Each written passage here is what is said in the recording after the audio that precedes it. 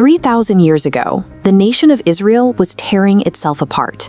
There was no king, there was no central government, just tribes sharing borders across a harsh, divided landscape. In those days, a terrifying philosophy took hold.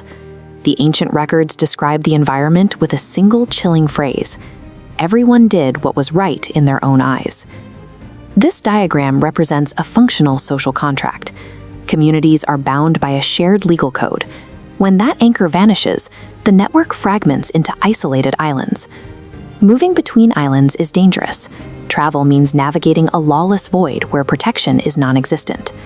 In a society governed by absolute individual autonomy, safety exists only where you have the physical strength to enforce it yourself. This brings us to a specific traveler. A Levite man and his concubine are moving through the rocky terrain of central Israel. As dusk falls, they finally reach the city of Gibeah, inside the territory of the tribe of Benjamin. In the ancient Near East, hospitality was a strict cultural mandate. Travelers arriving in a town square expected to be invited inside. But here, the inhabitants lock their doors. The town square remains silent. The societal safety net has vanished. The travelers sit exposed to the night, until a single old man, an outsider to the city himself, independently offers them shelter. A broken justice system reveals itself through profound public apathy. Citizens withdraw behind locked doors, choosing isolation over the risk of protecting a stranger.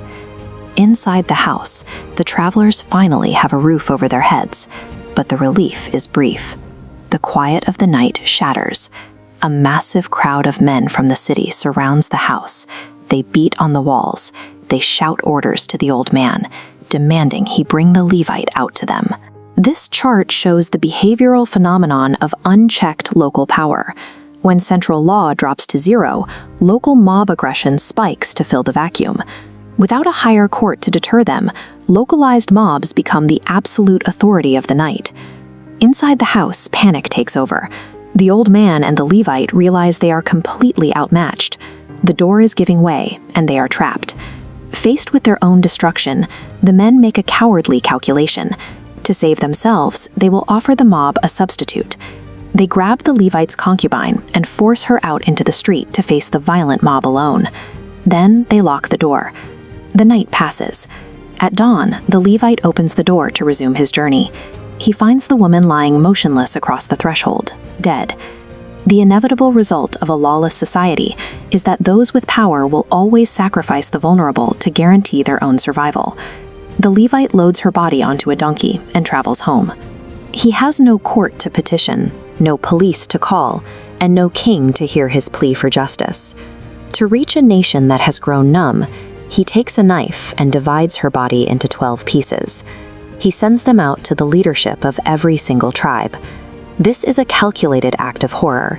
He uses physical shock as a desperate alarm bell to penetrate the apathy of a broken society. In order to force an indifferent society to pay attention, he is forced to speak in the horrifying language of that society's own brutality. The shockwave works. Hundreds of thousands of Israelites gather. Their previous apathy is replaced by uncontrollable collective rage. This map illustrates the resulting civil war. The nation turns inward. The united tribes converge their force on the territory of Benjamin, hunting the perpetrators and nearly annihilating one of their own tribes. Tens of thousands die in the fighting.